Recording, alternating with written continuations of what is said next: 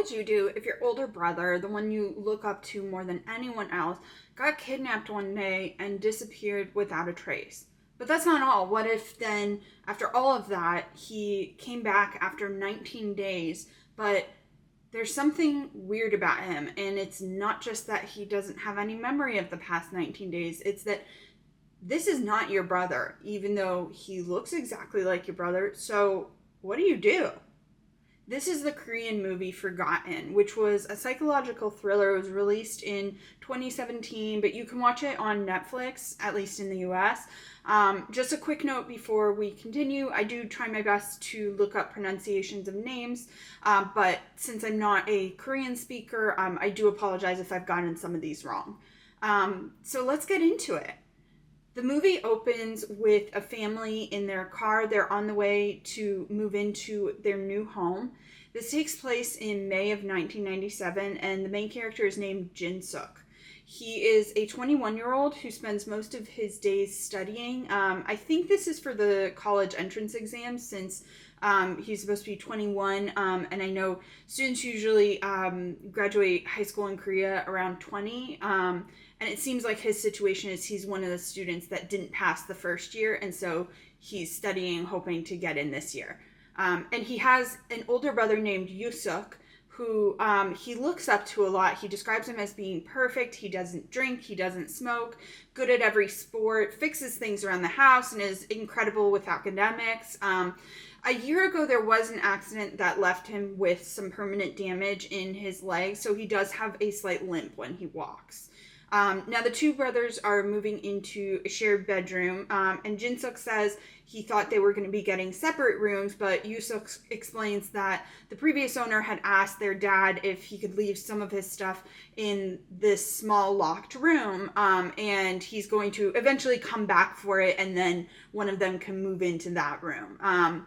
So while they're there, one of the moving guys comes up, and Yu-seok gets called away on something, and the moving guy is asking Jin-seok, "Is that your older brother?" And he's like, "Yeah." And the man is confused, and he's like, "Okay, so that's really your older brother." And he's like, "Oh, yeah, we don't look alike, do we?" And the man's like, "Oh, okay, yeah, how old is he?"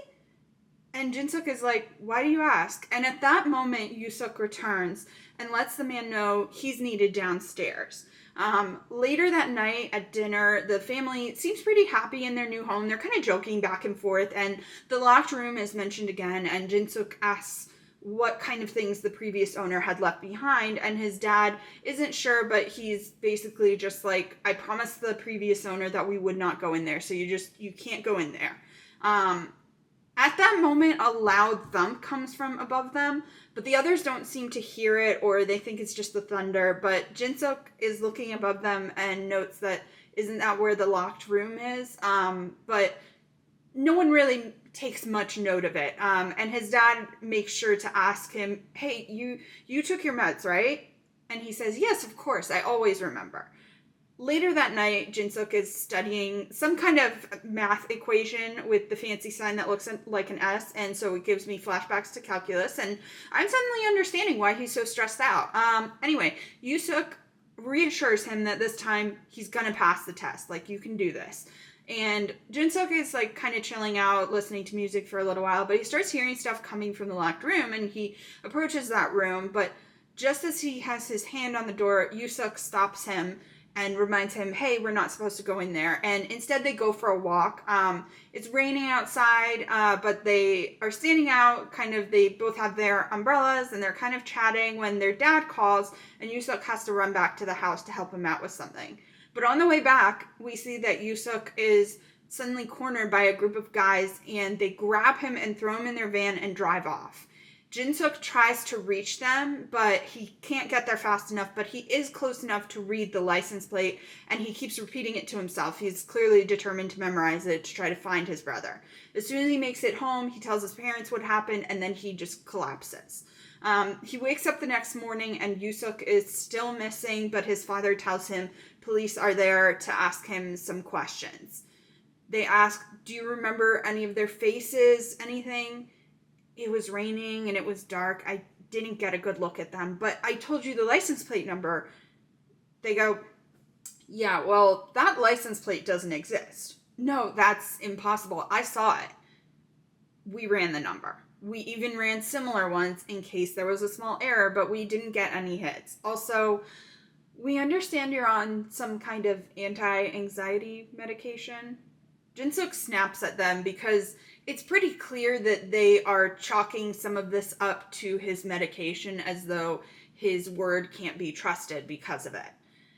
But his parents calm him down. Days pass, still no sign of Yu-seok. Jin-seok has nightmares of a man being tortured, but he can't see clearly enough to recognize the man. Then one morning, his parents walk in with Yu-seok looking exactly the same as when he left, but with no memory of the past 19 days. The doctor tells them it's dissociative amnesia, with Yu-seok's mind blocking the painful memories, and all they can really do is wait for him to remember. But Yu-seok is home, and Jin-seok is just glad to have his brother back. That night, he hears his brother leave their bedroom, but he doesn't think anything of it. So the next morning, he's just woken up. He's about to take his medication, but it falls under the counter. And as he's bending down to get it, Yu-seok comes in, and Jin-seok forgets to take it because he gets distracted talking to his brother. They're having breakfast, and he asks where his brother went the night before, but Yu-seok says it must have been a dream because he didn't go anywhere. And then when he's walking to the door, he isn't limping, and Jin-seok asks him about it.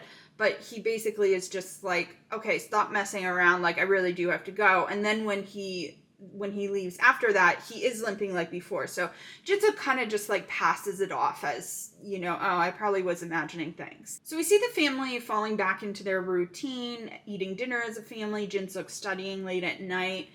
And he eventually falls asleep at his desk, and Yu-seok comes over, and he picks up the mechanical pencil and starts clicking the lead with it pointed right at Jin-seok's eye, almost like he's going to stab his eye. And the lead is nearly reaching the eye when it falls from the pencil. It falls down on the piece of paper, and Yu-seok puts it down and walks away. But after he walks away, we see Jin-seok's eyes like snap open, and so we realize he knew what just happened. Then he follows Yu-seok, who he realizes stops limping after a couple paces outside the house when he doesn't think anyone will see. And Jin-seok takes a taxi to follow Yu-seok, and he ends up seeing that Yu-seok is meeting with the two detectives who were supposed to be looking for him, the same ones who told Jin-seok that like there was no license plate, that like the license plate he saw can't have been correct because it doesn't exist. And so he's meeting with them, and he's taken off his glasses. He also is like, you know, he's not limping at all, and he's smoking as he talks to them. And the way he's talking is a lot more vulgar than the way he usually talks when he's around Jin-seok. So it just seems very off. It seems completely out of character, like he's a completely different person in this moment. Then Jin-seok ends up following him after he leaves, but he's walking through, and at one point he takes a turn and comes face to face with the two detectives because they must have followed him. It seems like they actually did realize he was there, and they followed him just like he was following Yu-seok. And a chase ensues, and eventually he manages to get away from the two detectives chasing him and hides. But right at that moment, a hand clamps down on his mouth, and he falls to the ground unconscious. And we see that the person behind him is Yu-seok. Then he wakes up the next morning, and he wakes up at his desk like he was the night before, and Yu-seok is acting like none of this happened. And so Jin-seok is completely freaked out. He runs into the bathroom, and he's like yelling through the bathroom door at Yu-seok, saying like, you know, like, I know what you did. I followed you. Like, I saw you meeting with them, and, you know, I saw what you did with the pencil too, and da-da-da-da-da. So then Yu-seok kind of just sighs, and he's like, are you having those weird dreams again? So it kind of implies that maybe there was a, you know, again, with him being on medication and everything, there's sort of this ongoing implication that maybe Jin-seok has had mental health issues in the past. But Jin-seok, of course, is really frustrated by this because he's just like, no, I know what I saw. I know what I saw. Jin-seok asks him, where is my brother and what did you do to him? There's a brief silence, and so he's hoping Yu-seok may have left, and he takes an iron pipe he found and tries to leave, but then Yu-seok rushes him, trying to take the pipe and just get him to calm down, and he tells him none of that happened. From the pencil to the taxi, none of it happened. And then he asks Jin-seok if he took his meds, and he remembers that he dropped the pill and he forgot to take them. And so we then cut to him taking his meds and apologizing to his brother. And he watches Yu-seok out the window as he leaves, and he is limping. So it seems like it really was just a weird dream.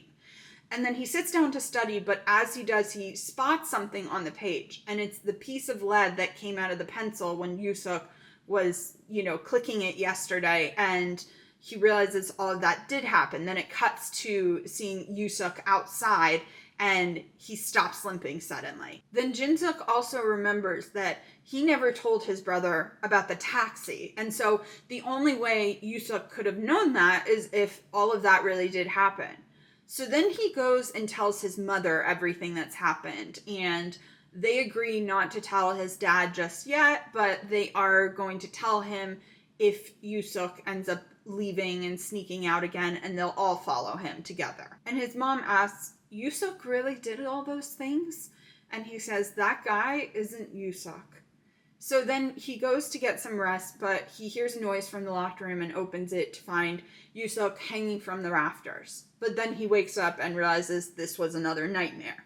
So it's nighttime at this point, and it's raining outside. And he walks into the hallway, and he hears his mom on the phone telling Yu-seok everything that Jin-seok told her, and also saying, that punk is figuring it out. So again, she's talking about him in a way that's totally contrary to how she's talked so far. It doesn't even sound like her. But then she hears a noise, and she realizes he must be up, so she's going toward his room. And the only way for him to get to it is to run outside, climb up the fire escape, and scramble into bed. She gets there, and he is in bed, and then the door shuts again, and he thinks she's left, but she's still standing there. And it's clear she knows everything. But she leaves, and we see that she's calling Yu-seok, telling him, come back, my cover is blown. So Jin-seok runs out of the house, but the dad has now come back, and he's coming out of a taxi, and he says, you can't leave. And the mom comes out, and then another guy comes up from behind them. So he's basically getting surrounded, and he takes off. The other guy is chasing him, but he does make it to a police station. Now, at the police station, he gives his ID info, and they look him up. And the guy's reading it out. He's just trying to be clear on this. Let me get this straight. Okay, you were confined in the 2-story house over there, and these people are pretending to be your family, and you believed they were your family, your birth family. And he's like, look, I can't understand it either. So this guy asked another cop, did you find him in the system? Oh, yeah, here's his file, social security number, no missing person report, no criminal record. So you're 41. Your date of birth is 1977. So you've got to be 41. He says, no, I'm 21. It's 1997. How could I be 41? They look at him like he's absolutely lost it and start laughing. Jin-seok gets up and he looks in a nearby mirror, and we are suddenly seeing a 20 years older version of him. And we were realizing that this whole time he wasn't 21, he was 41. So what is going on? And so it's like all of a sudden, up until that point, everything we were seeing in the movie, he was like a 21-year-old. But now we're realizing that he was actually 41 this whole time. Jin-seok returns to the house, and he finally enters the locked room, and he can hear the sound of Blue Christmas playing on the stereo coming from there. But when he enters, it's this very eerie scene where it's this very bloody scene, but it's with mannequins. And so there's blood spatter everywhere. There's a bloody knife, but then there's a mannequin laying sideways, but the dress on the mannequin is soaked in blood. So it's this very bizarre scene. And he's like, what on earth happened here? And then the rest of the family, or at least who he thought was his family, come in behind him, and he demands to know what is going on, and they finally tell him. So it starts with December 20th, 1997. which is the date of a brutal crime. The mother and her daughter were murdered in that very house, in that very room, actually.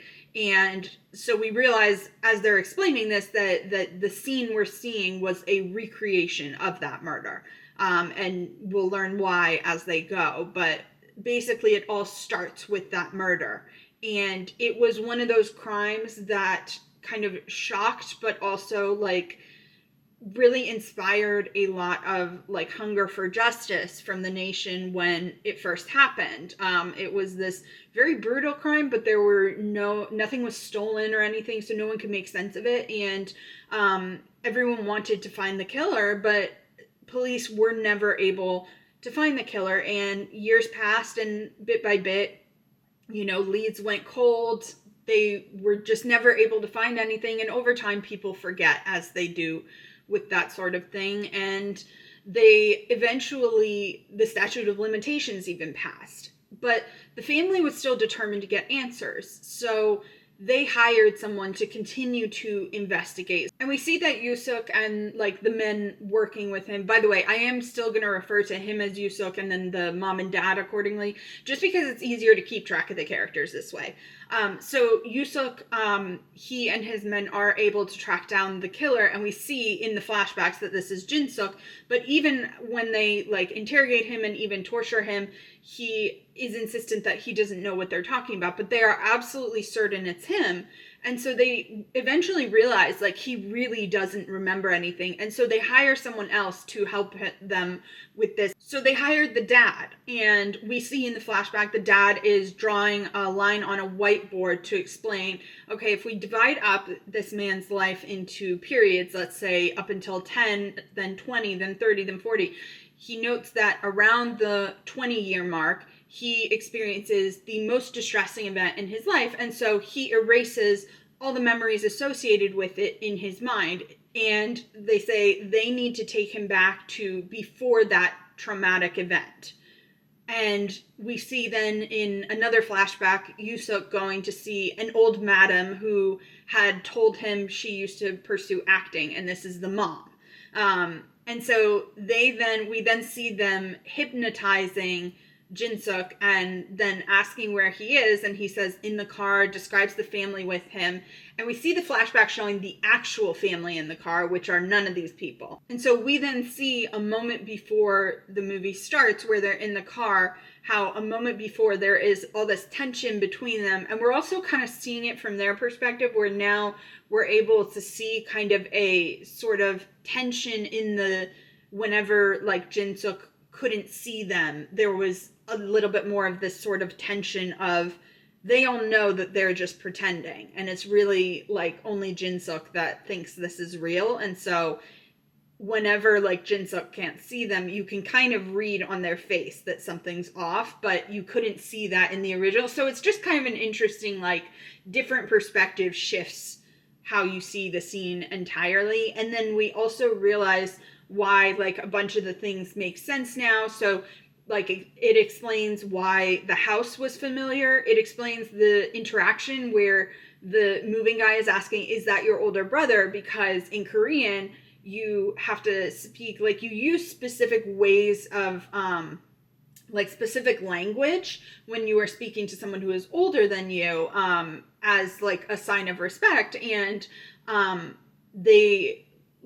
assuming what's happening there is that the moving guy heard him using that language toward Yu-seok, who is visibly much younger than him. And that's why he was so confused about it. And then we also see like the noises upstairs were the others in that room setting it up, getting all of the like mannequin and stuff set up. And then we see that what really happened with the kidnapping that night is that everything was set up to bring him back there because they were sort of like needing to recreate the scene of that night. And they wanted the exact conditions of that night, which included it raining. Like when the dad called him back, they were about to be ready to bring Jin-seok back and try to like have that spark his memories. But what ended up happening is then he's taken by those men. Well, we find out the men who took him are actually police officers because he got flagged for fraud because he's posing as Yu-seok, and because he's a private investigator, they wouldn't have known like why he was doing that. And so he got flagged and they took him in, and the 19 days it took a couple weeks to get it all sorted out and explained to the police and everything. So, and I believe they say that they had to like pay off the police because technically he is like pretending to be someone he's not. And so it is like, I imagine that would be kind of hard to explain to police, honestly. But the point being, the reason he's gone is because the police are the ones who took him in, and it was this very unexpected wrench in their plans, so to speak. Even like the detectives were also people involved in it because, again, they couldn't have actual police coming when it would have become very clear that that's not what's going on, and it would have broken the whole illusion. But then the problem came in once he's released and comes back claiming to have no memory because, again, they want the exact conditions of that night, which includes rain. And basically they just got unlucky that when he was able to return, it was like clear skies for many days in a row, and they were waiting for a rainy night, and it was taking a while. But meanwhile, the hypnosis they had done on Jin-seok was starting to wear off, and that's where we kind of see in flashbacks him like following Yu-seok, and Yu-seok is talking to the guys, and he knows he was followed by Jin-seok, and so all of this we see from a completely different perspective and understand what was really going on. So the next scene, we see them in the car together, and Jin-seok and Yu-seok are talking, and Jin-seok says he believes all of it except for one thing, that he never killed anyone, so they had to have gotten the wrong guy. It's clear that Yu-seok doesn't believe him, but Jin-seok ends up escaping. He opens the door and runs into oncoming traffic, and there is a chase scene. To sum it up, it ends with Yu-seok crashing, injured, and Jin-seok thinks he's escaped. He turns and he gets hit by a car. Then we see a flashback sequence from Jin-seok's point of view where we're seeing all of the events as they originally happened. So we see the original car scene, and during that car scene, there's an accident and his family is killed. Then it's 6 months later, and it starts out with us seeing a news segment talking about how the Korean economy is in crisis at the time. Jin-seok is desperate for money because his brother is technically still alive, but he's on life support, and even loan sharks will not give him money. He has only a high school diploma. He can't get a job. He posts online basically saying that he will essentially do anything for money. There's a scene with his brother's doctor sitting to talk to him, saying basically that they need to do surgery on his brother soon if he's going to survive. And so this is why Jin-seok is so desperate for money at this time, because it's really kind of a now or never thing. And he gets a message, an anonymous message, asking if he meant it when he had posted something along the lines of that he would give up his soul for money to help his brother. And when he asks what would that job be, the person says he would be paid to kill someone. He says he can have a day to think about it, and ultimately Jin-seok agrees, though he is obviously very reluctant, but he is desperate. So he's given the address to go to, and he's told there will be 3 people in the house, but only kill the woman. Leave the 2 kids. Do not touch them. So he opens the bedroom door where the woman is supposed to be, and he sees a mother with a young child in bed with her, and he can't go through with it. And unfortunately, though, the mom wakes up and she thinks it's her husband because he's already turned to leave the house. And so she's seeing him from behind, and she says, "Oh, is it you?" And he turns and she screams, and he like calms her down. He's like, I lost my mind for a moment. I don't know what I'm doing here. I'm going to go. Like, just, I won't hurt you. I'm going to go. But then the daughter comes out because she heard something, and she screams and won't stop screaming. And he runs after her, begging her to stop screaming, and accidentally stabs her in the stomach. And he runs to her, but she's already dead. And the mom sees it and screams, and he stabs her to stop her screaming. And it's while he's stabbing her that he accidentally turns on the music. So remember the music that was playing when Jin-seok came into that locked room.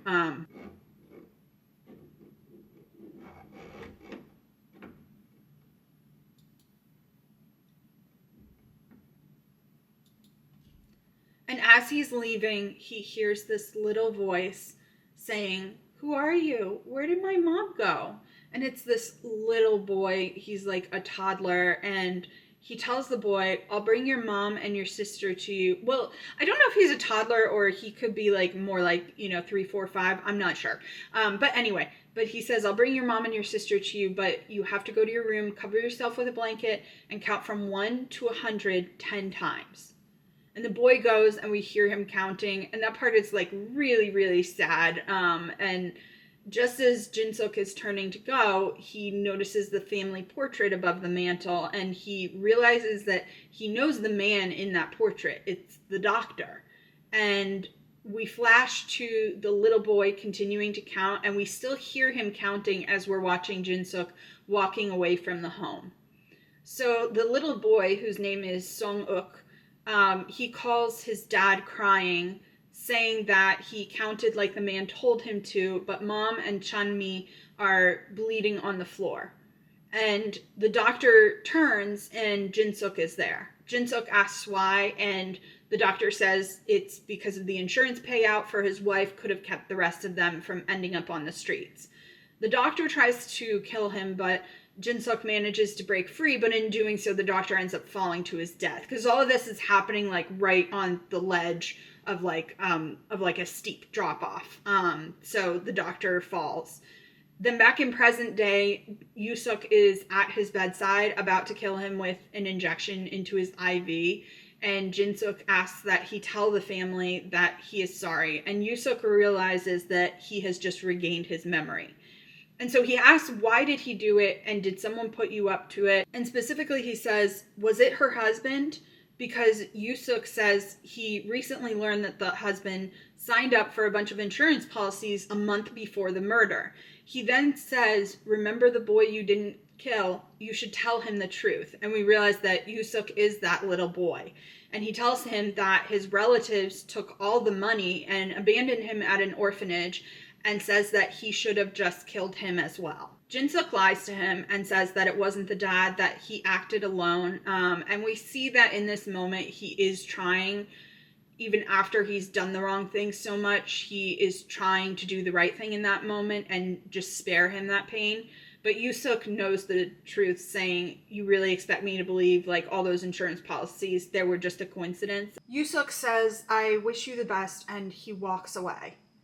Jin-seok gets on the floor to grab the IV the injection needle that Yu-seok was about to use to kill him, and he injects it himself, killing himself. And Yu-seok jumps off the roof. So the final scene is one last flashback, and it's right before the accident that killed Jin-seok's family. They're calling out to him to come meet them at the car, and he sees a little boy there, and it's Song-uk. And he speaks to him briefly, and then he goes to his family in the car, and Song-uk runs back to his own family. And it's kind of like the last time that both of them were happy with their families. Overall, I like this movie a lot. I felt like it was really good through that big twist. Where I felt like it fell a little bit flat for me was after we find out, I felt like the big twist is good, but then when we're actually seeing it in the flashbacks, I wasn't as into it because I felt like some of the details almost took away from it a little bit. Like the fact that Jin-seok literally could have run out the door when the women started screaming. The girl runs back to her room while she's screaming, and he forces his way in and then ends up stabbing her accidentally. And it's just kind of like, she ran back to her room. You could run out the door. That's all you had to do. There were things with the doctor that felt unexplained as well. He's talking about the life insurance money keeping them from being on the street, but also he's gonna have to pay Jin-seok quite a bit of money for, that's what he's trading for him to come and do this. And so it's kind of could you not just set that money aside, or could you not consider moving to a smaller place? I'm not saying that's ideal, but as opposed to murder, it seems a lot more appealing. And that's where it got a bit confusing for me. And I could almost have gotten behind it more if it was like, oh, the doctor is just a really bad person and like he has a mistress and is tired of his wife and wants his mistress to move in, or something ridiculous like that, where it's like, oh, you're like fully evil, but like it's like that almost feels like I can believe that character a bit more. Whereas this one, where it's like they're both just desperate for the money. Again, the reasoning for Jin-seok being desperate is easier for me to buy into, whereas the doctor, I think it's a little bit more difficult for me. So that is Forgotten. I really enjoyed this movie, and I hope you enjoyed this video about the movie, and I will see you all soon. Bye!